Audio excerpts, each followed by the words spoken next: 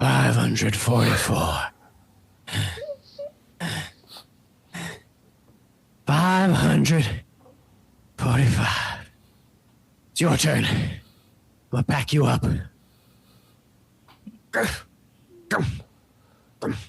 The elder mule tosses the big bag of grains around the back of the younger, much more virile-looking mule. Oh, that's heavy. I'll pick it up from you. Give us 1,000. What do you think they're doing with all of this grain? Big party. I saw that they're inviting all kinds of animals from out of the county. Now, I have never in my life seen a Bengal tiger, but I saw one of them go into that mansion. It's some crazy stuff. Well, Come on. this property's enormous. I swear I've been on post roads that were shorter than this path. You know, I heard they have a store down here, and they staff it 24 hours a day, just in case they're over here on this part of the property. Like a Paws and Tails? Like a Paws and Tails, exactly. But it's got their face on it. The Wilkersons. Oi, those sly foxes. Damned if you're right. You hear something? My old ears have heard them cheetahs going by on their dirt bikes too many times. I can't hear anything. That sounds bigger than a cheetah. I'm saying my ears are blasted, young, and tell me. I mean, I may be crazy. I don't know what it would be doing here on a fine manor like this, but sounds like a rhinoceros. Rhinoceros now. Now that would be the day. Those horny bastards. I haven't seen one of them, but in the picture books.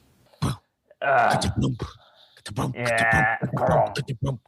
Well, you're right. It's probably nothing. We see, looking face on at our two mules, a cloud of dust form and get larger and larger on the trail behind them. Out of the cloud, Rodney the rhinoceros in his classic Letterman jacket comes careening towards them, knocking them off the trail. His eyes are crazed, panting wildly, and he has several arrows coming out of his rear end. He's bleeding. Now, I've never seen that, and that ain't no rhino there. Why don't you think that was a rhino? It was enormous. It was enormous. And it had an arrow coming out of its ass. Now, I've never seen that. I tell you, maybe he sat on them arrows. Damn, well, these damn foxes are too rich. We look to see that the grain has spilled all from the bag that the younger mule was carrying. Now, are you going to go to picking that up or what? I'll get it. A more civilized footstep approaches. A tall human, entirely naked except for a stovepipe hat, walks up to them with a glazed over expression and lifeless eyes. Sometimes his arms jolt up in a waving gesture. Well, you're lucky this time. We'll get out of your way. We'll get out of your way. We don't mean no harm. The man ran that way. The human, after trouncing over to the base of the pile of spilled grains, starts wildly throwing his fingers forward and counting the grains one by one. 1, 2, 3, 4, 5, 6, 7, 8, 9, pointing out every single piece of grain. And you can see tipped behind his ear under the hat is a little pencil that he's slowly making marks on a little tiny paper he has in his hand every 200 grains. Oh, look at that. Who's a good human? They love to count. They'll do you good if you do them good. Check this out.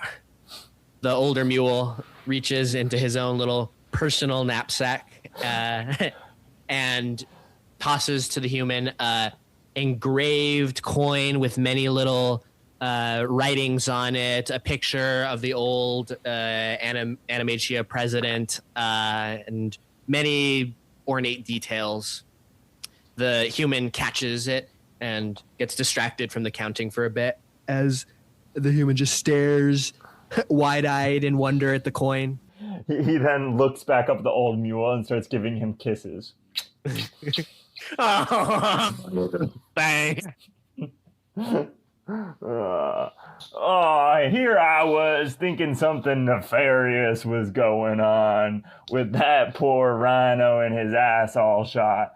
But now that I see this humans here, why, it was probably a cuddly old mistake. The mules laugh as we pan up and see the full estate of this fox residence. We see that the trail that they were leading to goes to a mansion that is bigger than any of the penthouses we have seen in Animatia so far. And yet we see many other buildings, the personal family store, sheds, all sorts of crazy buildings here on the Fox estate.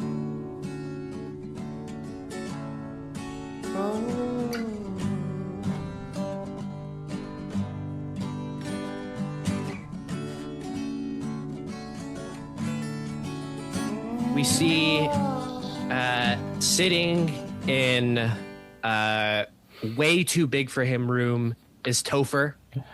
He is on silk comforters and sheets and pillows. He has a human skin sort of robe around him that looks very beautiful and ornate and smooth. And he is holding with both of his hands, because it's way too big for him, a smartphone of the time, which would be like a BlackBerry. So it has like a keyboard on it and then like a screen where he's going through the different settings, seeing all the crazy stuff that he can do on it. Oh, wow. Look, it has the brick game. He opens the brick game, a game where you tap on bricks or you navigate to bricks on a wall with the keyboard and can break them to reveal pretty pictures. Oh, so pretty. Wow. The phone buzzes. Zzz, zzz. Topher fumbles with it. It goes flying into the air and drops down to Peggy's step under the bed. He tries to reach down under the bed, but his arm isn't quite long enough and he falls off. Swearing, he crawls underneath the bed to rescue the phone and swipes to answer. Topher. Topher. Yes? Are you decent? Topher hastily pulls together his clothes again. Yeah, quite decent.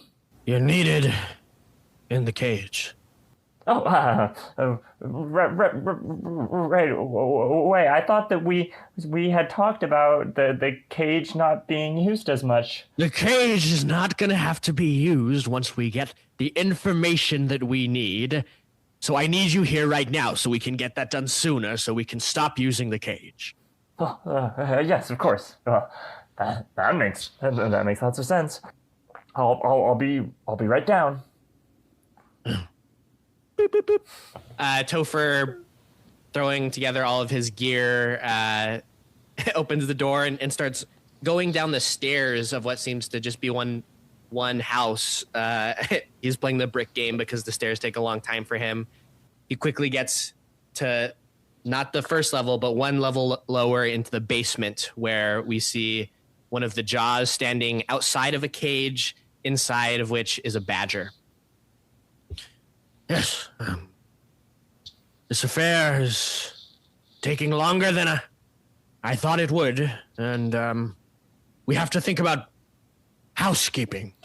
Oh, yeah, no, of course. Say, Mr. Jaws, I don't want to sound overbold or presumptuous in any way, but I was thinking maybe if you let me do the torturing today, just on my own, that I might be able to get more information out of them. The long, massive curved face of the Jaws curves up into a big smile of amusement hearing this suggestion from Topher that he's going to be able to get this information better out of torture, and so tickled by the idea.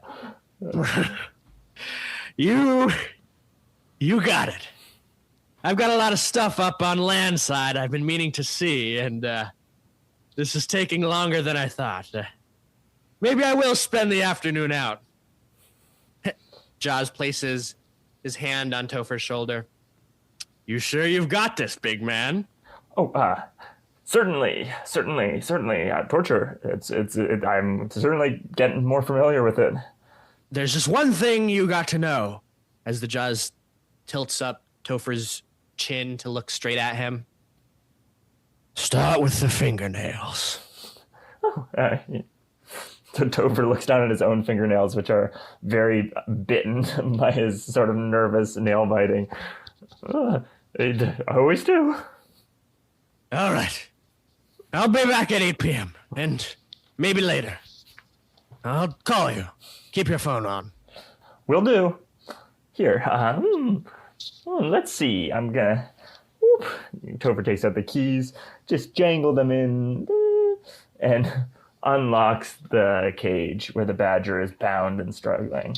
Badger has a gag in his mouth right now. Hi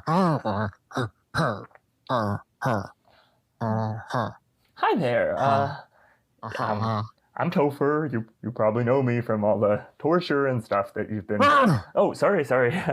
But anyway, it's just me today. I'm just little old me, and I was thinking maybe if you can give me some of the information in a peaceful way, then we can get you out of here. I can't understand you. Here, let me take that gag off so I can hear what you're saying. Topher undoes the gag. Okay, it's time. Let's get out of here. Oh no, sorry. I must have been unclear. I work here. You work here. Oh, you work for these sharks. Yeah. Well, I am a recent hire. I know I'm a little small, but they say there's a shark inside all of us. Kid, what are you, a gopher? Look at yourself. I am a gopher. Look at me. Yeah. And look at your boss. Whose side do you think you're on right now? Well, I mean, I'm on my boss's side. How is he your boss? How in the hell did a Jaws hire a tiny little gopher like you for this job? Hey! Listen to me, you badger. You're damn lucky that I untied you. And if you're going to be rude and not give me the information I want, maybe I'll just bring that shark back in here and let him gobble you up. Now, I'm trying to help you. I'm trying to be nice. And I'm not going to get in trouble just because you want to run away. You better tell me whatever it is that I need to know. You don't even know, do you? You don't even know what you need to know. Well, I've been briefed that you had some very important information about the whereabouts of certain animal that we're looking for. You know, I've been seeing you in that back of the room, just using your big ass phone, not paying a single detail of attention to what our conversations in this torture room have been about. I could feed you poppycock, and you'd be none the wiser. Okay, the hostage's name is Jane. No. That I need a real... The jewel is hidden in the grave of the Magna Carta.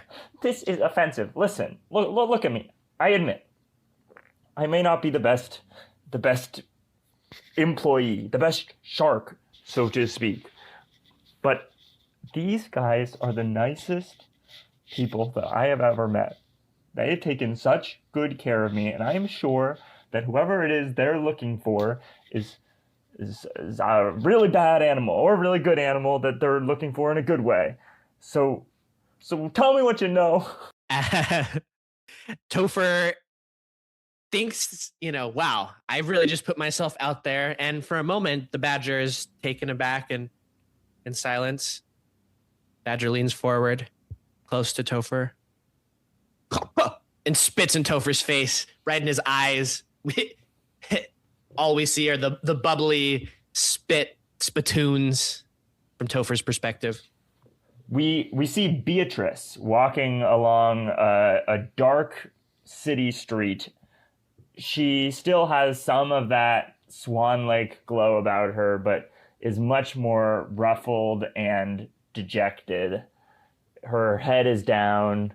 Her earbuds are back in. She's listening to Midnights by the Hornets. A flashy black and white striped car slowly pulls up behind her. She doesn't notice because she has her headphones in. Ayo. Oh, sorry. Was I in your... She does a double take. Yeah, it's me, Zippy. Zippy, I'm so sorry about back at the restaurant. I should have come and sat with you. I was really excited to see you, but I was on this date, but he turned out to be a total jerk. Oh, we could tell.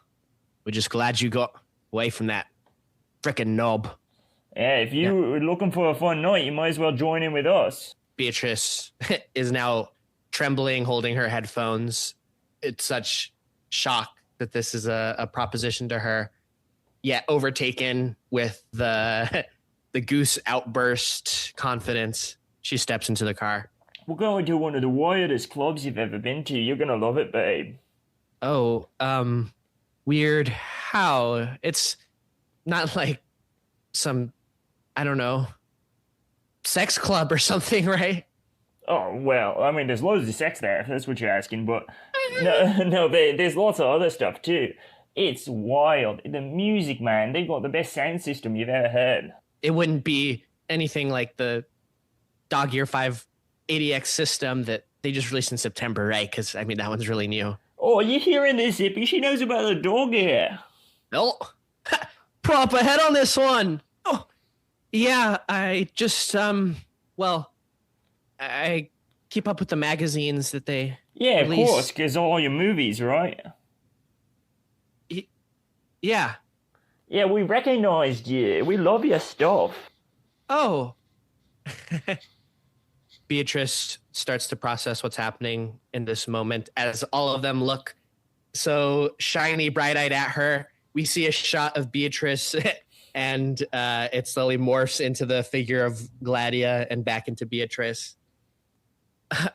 Yeah, I am actually just out here on to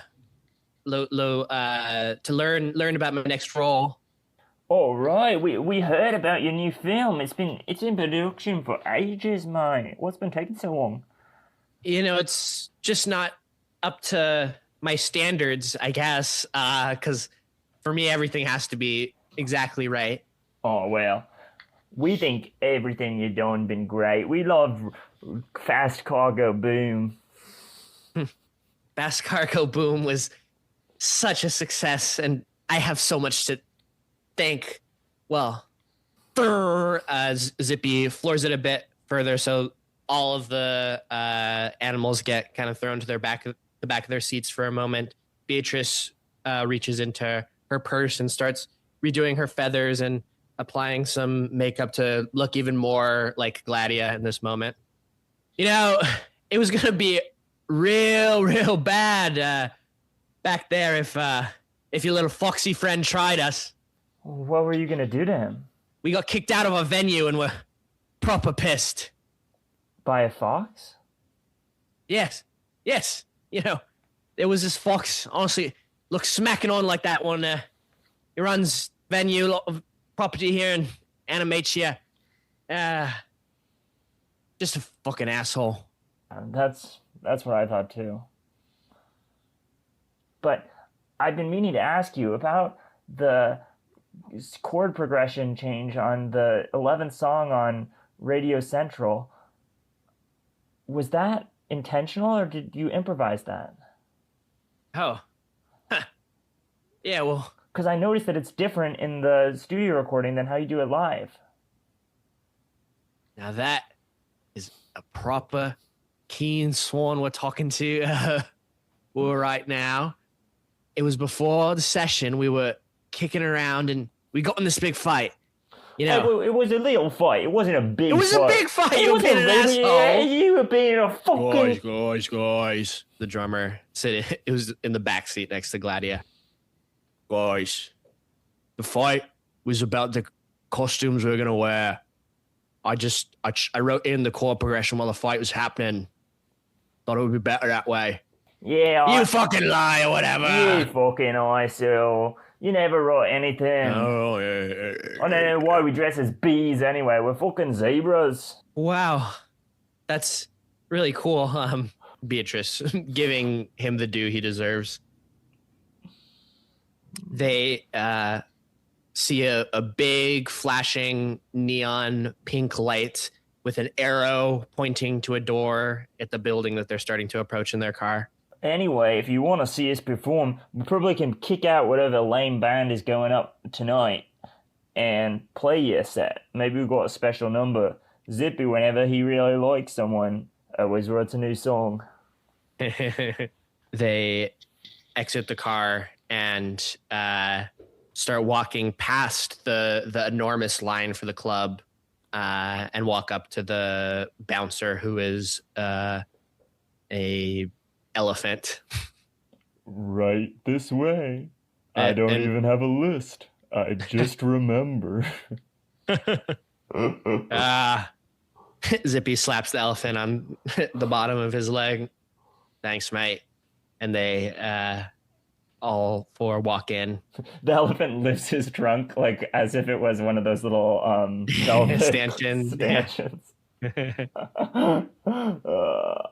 They all walk into the club, and last in line is Beatrice. We see her get through the door, and the door is shut behind her, and we cut to the door opening, and Gladia is walking out of the hallway door in the Goose family household. I'll get it. Gladia walks down the hall towards the front door. Ding, ding, ding, ding, ding, ding, ding, ding. She opens the door and sees a distraught-looking Felix. Felix doesn't even take a moment to try to figure out who it is, just obviously thinks everything's going to go his way, and he's talking to exactly who he thinks it is.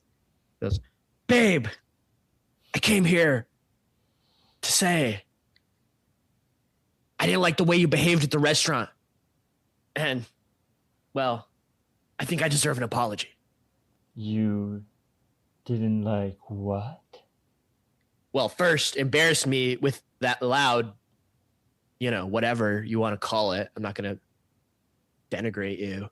But I didn't like that you walked out on me and left me there alone. And I think I deserve an apology. I think I understand what's going on here. I think you're mistaking me for one of my dear friends, and I'm sure that if she made the choice she made, that it was a good choice. Now, if you wouldn't mind getting off of my doorstep before I call the police. Whatever, okay? I don't even want to be at your doorstep. I am going to walk away as Felix quickly turns away, slams straight into Gage, who is now at the doorstep as well. They both fall to the ground, and Gladia... Hello, boys? Hi, are you Beatrice's mom? No. Why would you say that? Gladia looks down. She's wearing an apron and is covered in, like, all of her peacock feathers basically have been plucked out. She's covered in dough and muck and chewing gum. What's this scaly douchebag doing here? I've never met him before in my life. I just wanted to say hello and see if Beatrice wanted to see this show that's happening tonight. I know it's pretty late, but it's kind of underground. I think Beatrice is out right now. Oh, But this gentleman might have an idea of where she is. wait, Felix. We were at a restaurant, a very nice restaurant that my father had paid for, and he only lets me go there once every 2 weeks. And she kind of had a fit, and because I wouldn't let her hang out with some freak zebra. What zebra? Just some stupid like musicians. I don't know, freaking rock stars, something. Oh no. I swore that if that man ever came by me again, oh well, we better get to her. I'll be right out, boys. Gladia goes inside and, acting with the familiarity that Beatrice's mother should, grabs the rack of car keys off of the wall, puts on an outer jacket that is one of Mama Goose's, and starts stepping outside to the Goose station wagon. If we're gonna ride, we might as well take my dad's car. It's a lot faster. Parked in the driveway is a stretch limousine that's the length of the entire block. The driver is a dachshund. I'm not going to take that. Get in the station wagon, boys. They both climb in, kind of fighting over each other. Hey, man, why is he even coming? We need to know exactly which members of the band are there at that time. Depending on whether or not Coco is out of jail right now, this could be very dangerous. Now, they start pulling out and driving. I want you to tell me exactly what each of those zebras looked like. We cut. We cut from that car to a car that is frantically sinking beneath the water. Mantis is screaming in a high-pitched voice, standing on the steering wheel, trying to steer, while Cheetah T. John is blasting his favorite song on the radio.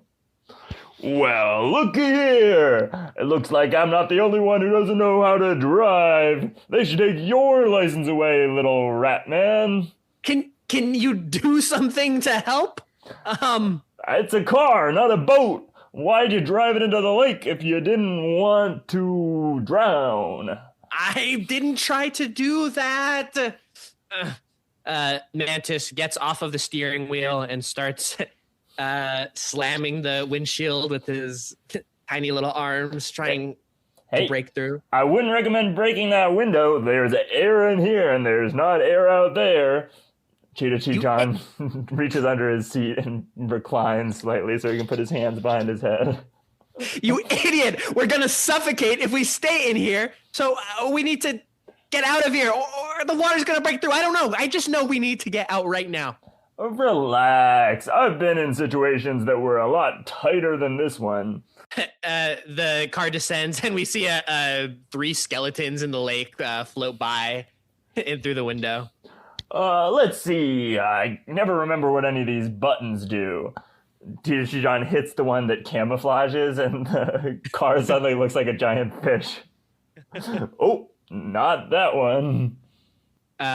Mantis says, screw it, and gets over to the console where Cheetah T. John is pressing these buttons, and he starts jamming all of the random buttons. Hey, watch out, little man! This is a dangerous car. You could launch a nuke that destroyed all of Animatia.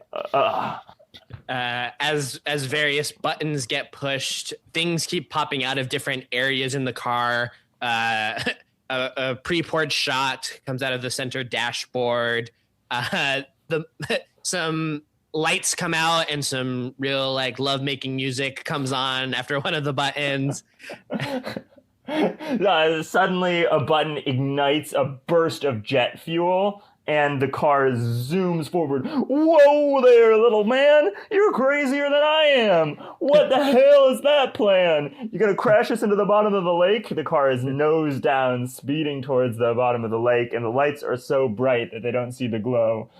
Oh, well, I always thought I'd die in a car, but I didn't know I'd die in a car underwater. Whoa! Mantis gets on the wheel, trying desperately, almost as if it were an airplane, to pull it up to yaw and get out of whatever doom they're heading towards. Ah! Crash! The car crashes, the windshield shatters, but instead of water pouring into the car, they are now horizontal on land, crashed into a tree, a very tall and well-pruned tree. Whoa, man! I didn't know there was a tree button in there. What the hell do you do? After a moment of shock and looking around, Mantis realizes that they are somewhere entirely different than where they were before. Yeah, it's all dark. They get out of the car. Cheetah John reaches into the glove compartment and pulls out 2 neon yellow cheetah flashlights and tosses one over to Mantis. It's way too big for him. Oh, sorry, I guess I should have brought a little one. But it's fine. Let's see the damage. As he shines his light around, he illuminates different plants that are all pruned into the shape of different foxes. Whoa. Mantis starts to get a little bit afraid. Are we on someone's property right now? I mean, have you been here? Is this one of the buttons in your car? I'm as confused as you are, little buggo friend, but what's that sound? Ooh. Sounds like someone's had too much to drink, if you ask me. Come on. He hoists Mantis up onto his paw and to his shoulder and walks towards the moan. I'm not sure if we should be going towards the moan right now. This is relax, little territory. bug friend. When I hear a scary noise in a scary place, I like to pretend I'm in a horror movie. And this is what you would choose? Well, I've been in several horror movies before, usually as a stunt double, because I'm not the most scary or scared, but it never has been the most frightening experience for me, because in a horror movie, all the stuff is usually just made to look that way with the camera, and when you're in the inside, as he keeps wandering, he suddenly trips over the leg of Rodney the rhinoceros. Whoa! Watch where you're going, me. Mantis hops onto the tip of the horn of Rodney and looks down, and Rodney now sees Mantis on his horn. Oh, what's... I think he's drunk. Takes one to know one. Did I win? Did I win? Did you win? Did I get the whack-a-mole ball? My God, I haven't played whack-a-mole since I starred as Richie Rhino, and Richie Rhino plays whack-a-mole. Say, what's all this stuff on my feet? Cheetah John turns his flashlight down, and there's a big pool of blood around Rodney. All I remember is going and hitting something. I thought I was tackling. To be honest, what I remember is being in the final 2 minutes of the Whack-'em Ball Super Ball and, well, making the tackle that won us the whole game. I know the feeling, my friend. I have had some crazy visions. You must have been on some sort of psychedelic or drug. Mantis, do you know where we are? Is this your house? No, everything hurts. You need some help, obviously. I imagine that big shadow in the distance must be somewhere where people are. That triggers a flash of recognition in Rodney's face. People. He starts to tremble. What are you talking about, little guy? It's just a word. No, You don't.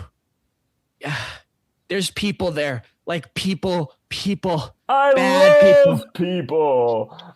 Say, where's all this blood coming from? He pans his flashlight over to all the arrows sticking out of Rodney's hindquarters. My man, what an unfortunate situation. I wonder if we have anything for that in the car. Rodney starts to kind of stand up, and Cheetah T. John is helping hold him up, although he's massive. And very microscopically, you can see Rodney's foot. Mantis is also holding up the other side with all of his strength as they walk over to the car. I need to call my mom, I think. There's a phone in the car. You can use all the stuff you want. We might head over to that house to get some help from those nice people. No. Don't go to the house. If you wanted me to not go to the house, you're saying the wrong stuff. That's just making me want to go to the house. Mantis pulls some Band-Aids and starts to patch up Rodney a little bit. So is there anything you remember about anything in the past day, hour? We don't know how we ended up here either. Well, we do sort of know how we ended up here. This little guy was looking for his hot date. Shut up! Don't take the fire if you aren't afraid of flames. We were looking for someone. That's what my partner here has to say. And, well, we crashed into the lake, and the last thing we remember, we were about to hit the floor, and not just any someone, a very sexy water strider. Yes, this was a friend who I was supposed to meet at a bar. Again, there's a look of recognition in Rodney's eyes. Water strider. Water strider. That was how I got out of the house. There was a water strider. As water strider lasts in the air, we see the former place where all of the water striders were gathered.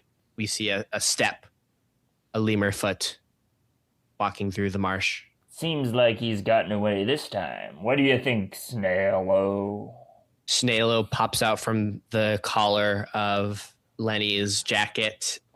Well, I mean, there's all of that junk floating over there in the water. I don't see tire tracks leading out of the lake. I mean, how do you think he did it? Airplane? Maybe some kind of catapult from within the lake? Or maybe he's still in the lake. Lenny pops Snailo and pew, tosses him to some tree, sticks on the side, and dives into the water. Lenny presses a button on his belt that pops out a little breathing mask for him to do a scuba dive deep into the lake. The same three skeletons from earlier pass by Lenny. He starts to see more of the stuff that got crashed out of the car. He sees a license plate, some motor pieces. Random cash floating through the lake. But there's a little sparkle in the lake. The light is no longer there, but there's a little sparkle from the moonlight of a piece of glassware. He swims over to it and identifies it as a shot glass, which, despite all of the ruckus, still has the shot within it. He reaches forward, takes the shot, and then swims back to the surface. Cheetah T. John. Hey, boss. I found something. What is it? I think it was, that missing jackrabbit. Huh? Lenny hops up out of the water over to the part of the dirt where Snailo is. Snailo's holding a rabbit's foot. God almighty. They say they're good luck. Not today. Well, Snailo, I think you found the victim. Lenny holds up the shot glass. and I think I found the murderer.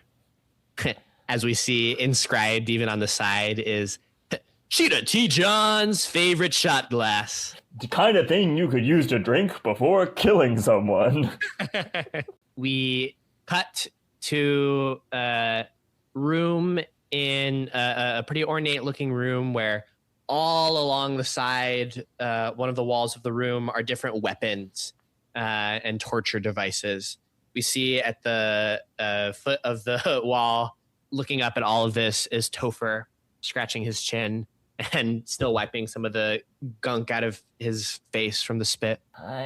Well, this looks nice. He pulls like a drill off the wall and walks back over to the badger. Okay, I'm just gonna put this little drill into your foot, and I'm gonna do some turning. And if it really hurts, you can tell me what I need to know. You're explaining the process. Yeah, well, I'm just spitballing out loud so that both of us understand that I'm not doing this because I'm a bad guy. I'm just doing this because you're being really difficult. I'm being difficult because I know what these bastards have done and what they're planning to do. I know about the development plans. I know about the backhand treaty. And you know about the person that they're looking for? It would be a shame if we didn't have any more badger feet to do.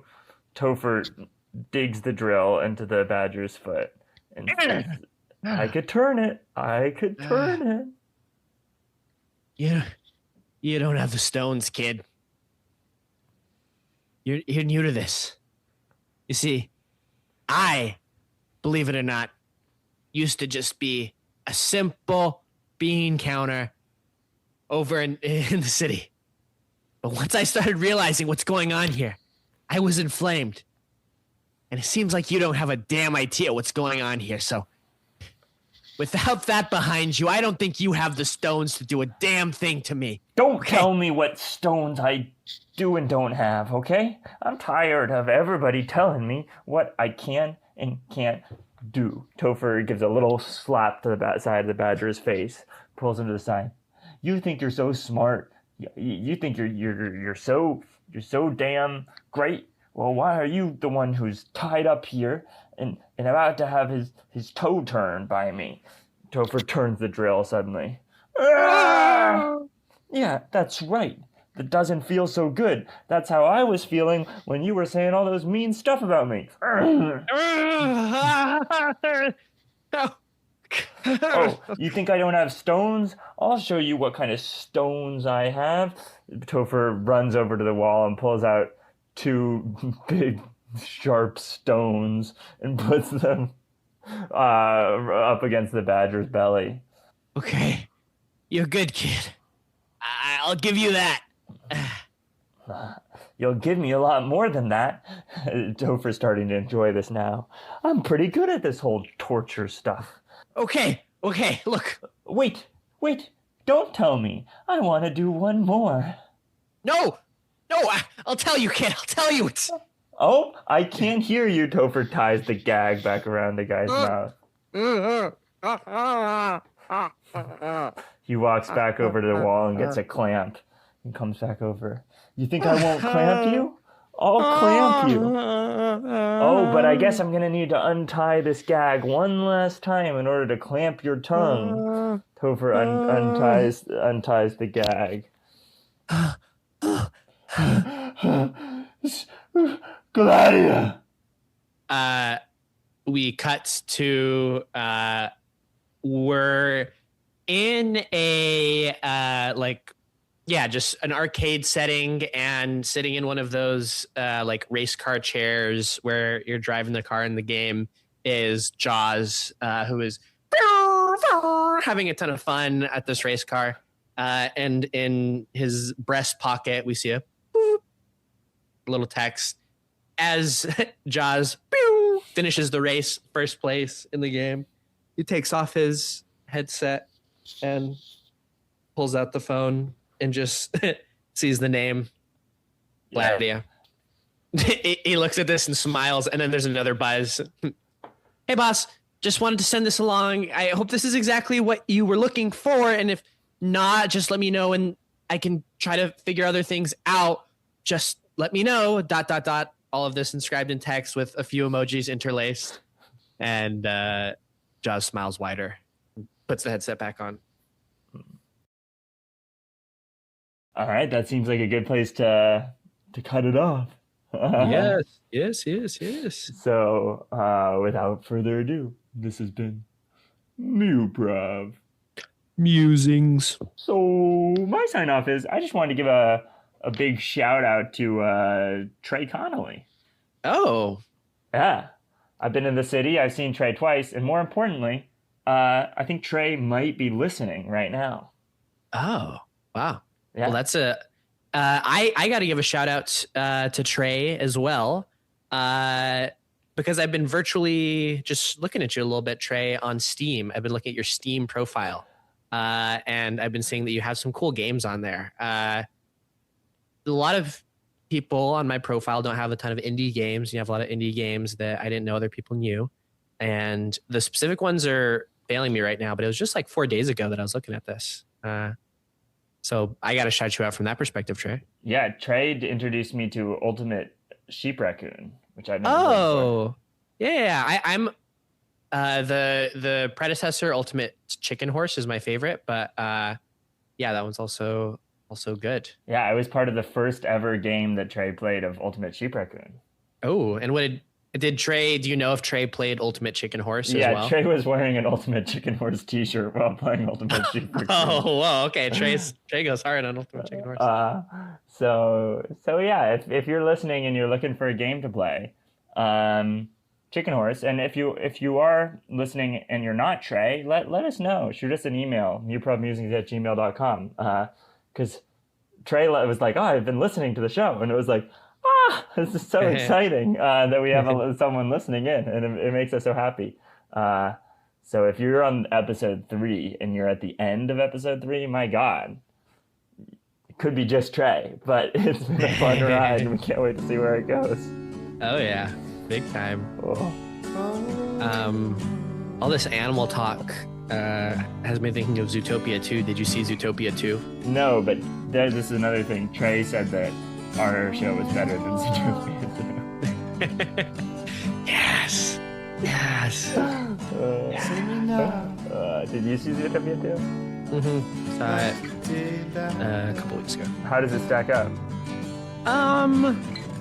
It's amazing detail. Every shot is so beautiful because there's like 16 little Easter eggs of like, oh, it's horse donuts, or it's something more clever than that. But the broad plot is relatively generic, and so yeah, it's obviously like a kids movie in a structural way, but I really had a lot of delight watching it because the animation is really good and there's a lot of little Easter eggs. Yeah, I feel like our show is increasingly headed in that direction. In Zootopia, they're anthropomorphic animals, but they're kind of like the size of the animals that they are. And originally, we were talking about kind of more BoJack-style animals, but it's clear that ours are very different sizes. So, yeah. I think we kind of let that go out the window. When the times they seem so crazy. Can't wait to hear you go. Oh yeah. Can't you see me now? Can't you see me now? See me now. Can't you see me now?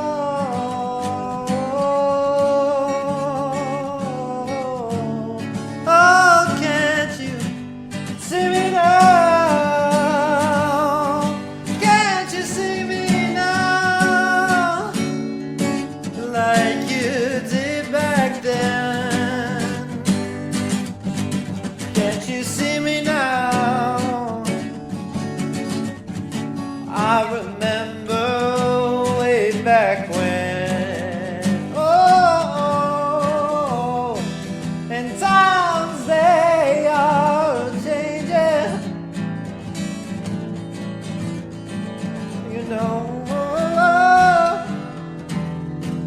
things are rearranging.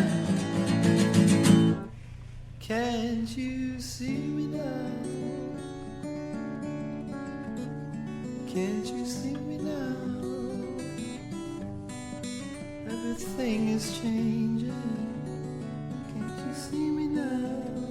Can't you see me now?